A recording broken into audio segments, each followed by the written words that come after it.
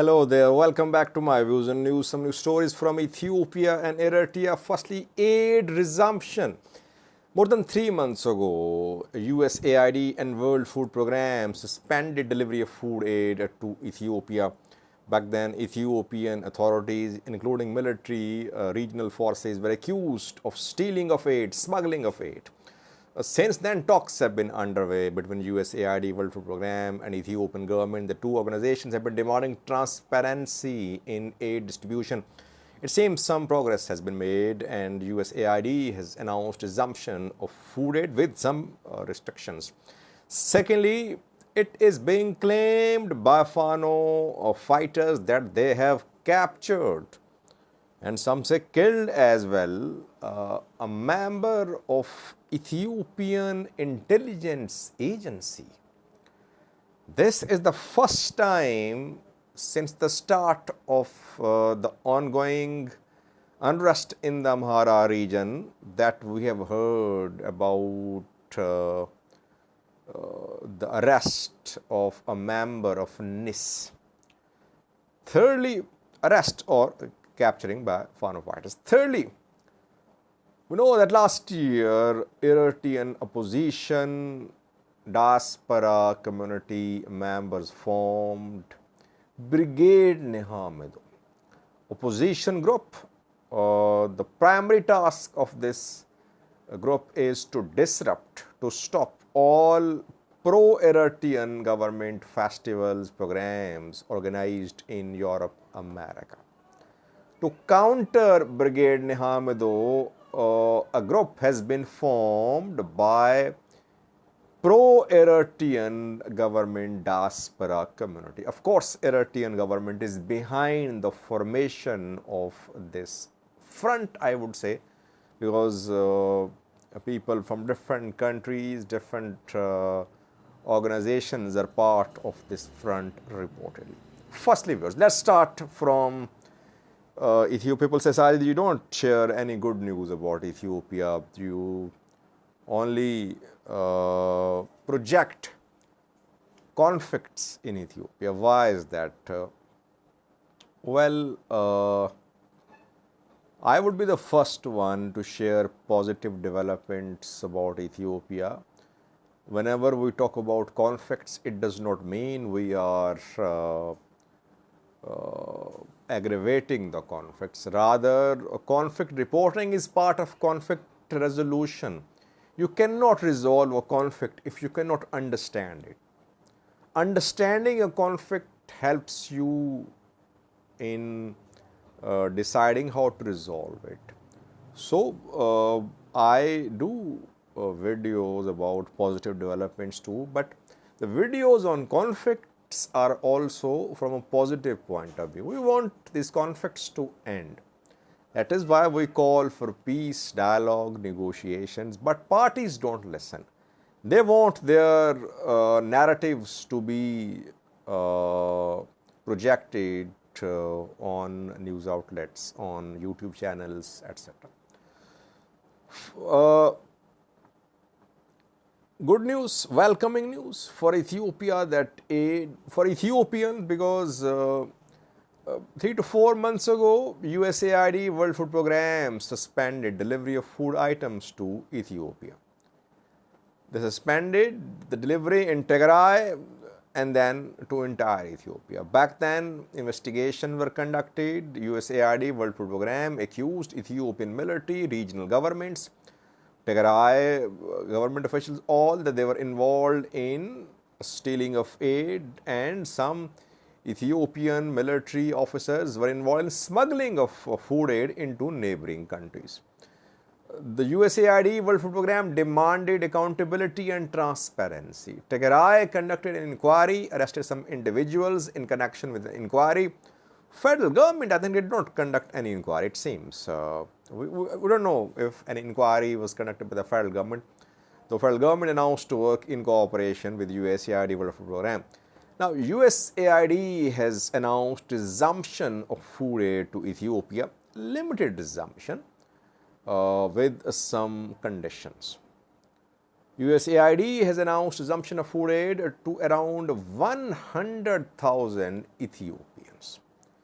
But Ethiopian government has been put out of distribution and collection mechanism.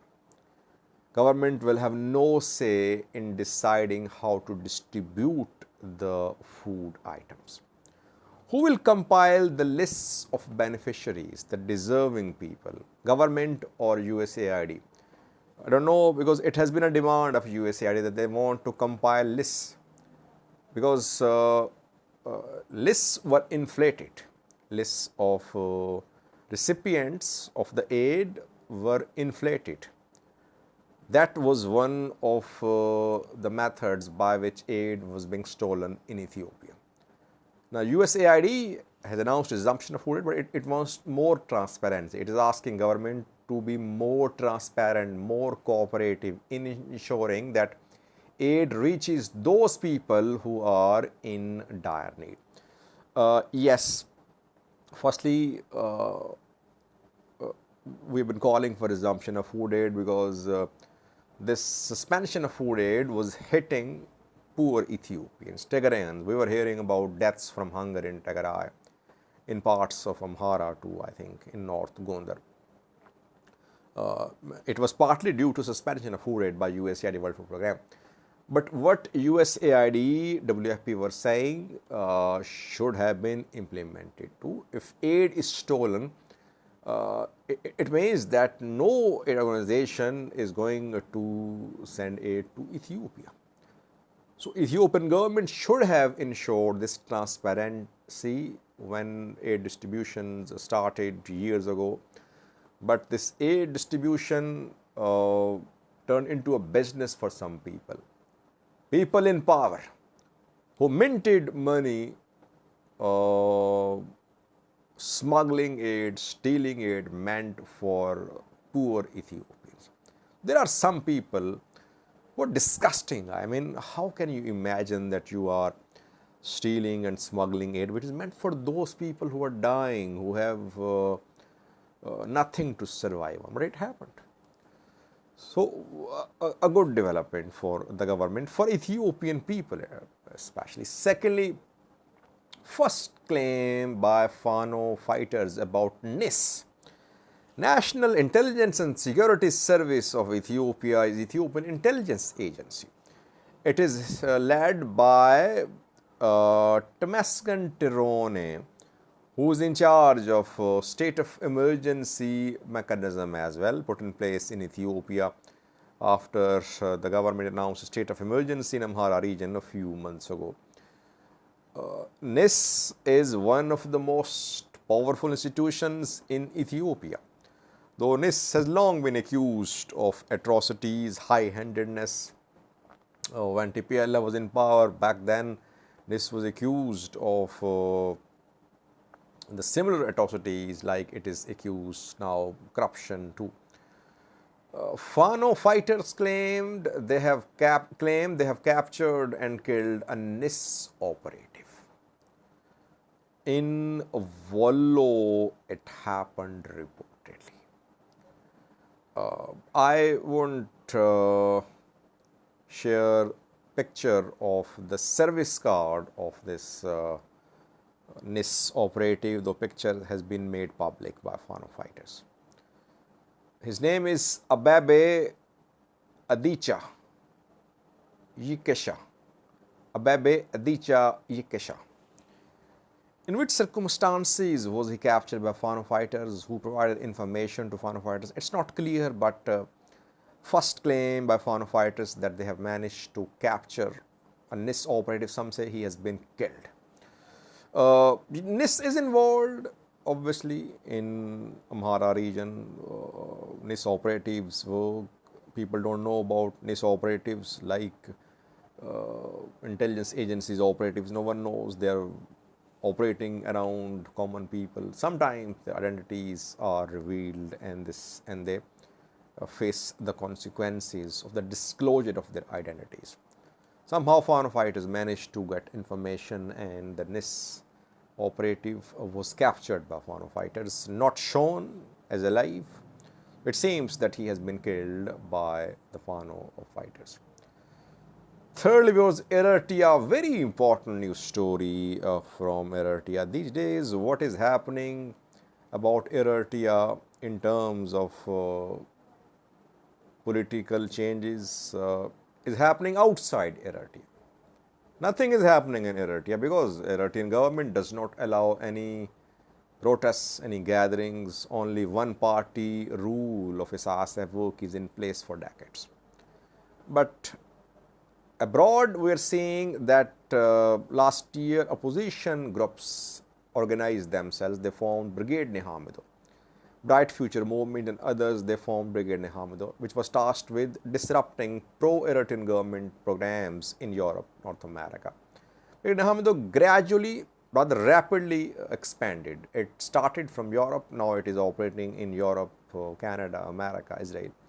And it has carried out attacks on dozens of festivals. And in some countries, Brigade Nehamido members are facing legal consequences too. In Israel, they are facing legal consequences, but Brigade Nehamido wants to continue attacks on pro-Eritrean government festivals. Brigade Nehamido is of this view that these festivals are basically festivals of Eritrean government. That Eritrean government collects money through these festivals. Festivals are used to blackmail those people who question Eritrean government's policies. And money collected at these festivals is then invested into conflicts, into neighboring countries. There is no accountability, no auditing. How much is collected, where does the money go, no one knows.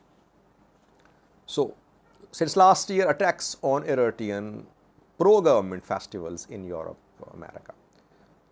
Eritrean government wanted to handle the situation, but it was not in a position to directly intervene in Europe. Now it has formed a group called Fourth Front, 4G. Fourth Front is a counter group to counter actions of Brigade Nehamido. It's pro-Eritrean government diaspora group, a front, we can say. And this group's task is to ensure that festivals are organized, to ensure that Brigade Nehamido members are unable to storm festivals and to protest. Brigade Fourth Front members will hold big protests, you'll see. One was held in London, but no one announced formal formation of Fourth Front in London when that program was held, a protest was held a few days ago, big rally by pro-Eritrean government community there. Now, Fourth Front is going to demonstrate in the Netherlands on the 16th of October. The group is demanding compensation for disrupted festivals. So you see that now it's going to be Brigade Nehamido versus a Fourth Front in Europe, in America, in Canada. Eritrean government is behind the formation of Fourth Front. So you'll see more tensions. I think Fourth Front is going to be, it's going to use all means to stop Brigade Nehamido. Like Brigade Nehamido uses all means to disrupt festivals. So we could see more violence in Europe, America, Canada. No platform which I have been suggesting for healthy discussion between opposing groups in diaspora, Eritrean diaspora. No effort by any party so far. Diaspora split, seriously split into opposition and pro-government, and some are neutral or not interested in protesting and in being part of, they're not interested in being part of the protests activities abroad. Let's see how the tension between Brigade Nehamido and Fourth Front is going to be resolved. I think Fourth Front will try to hold big gatherings. Because small gatherings are mostly attacked by Brigade Nehamido members. But the rally in London went well. Brigade Nehamido members could not disrupt the rally. Why? Because it was a big rally. we could see big gatherings of Eritrean pro-government diaspora community under the protection of Fourth Front in the coming days, it seems. Thanks for watching.